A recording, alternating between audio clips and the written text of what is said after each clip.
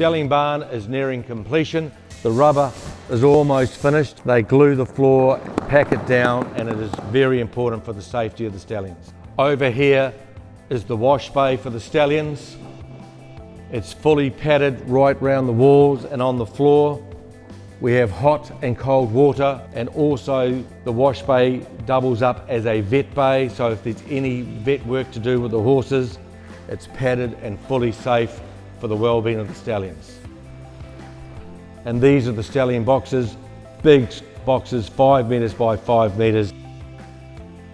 They are luxury for the boys. This is the Northern Hemisphere section for the stallions. Over here we'll have Roaring Lion, and in this box here we'll have Almansor, and down the far end will be the Southern Hemisphere boys, Tavistock, Burgundy and Embellish. We have wanted to design a world-class facility for our stallions, and our parade area is following on that current theme.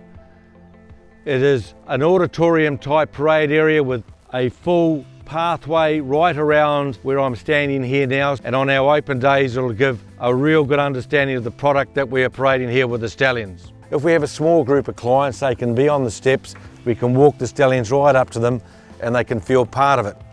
We have a beautiful 8 paddock stallion area close to the stallion barn. We have beautiful walkways, and as you can see with the pasture, the stallions are going to love it and also enjoy that daily routine of getting out, a bit of exercise, grazing, and then coming back into their, what I call a 5-star hotel at night.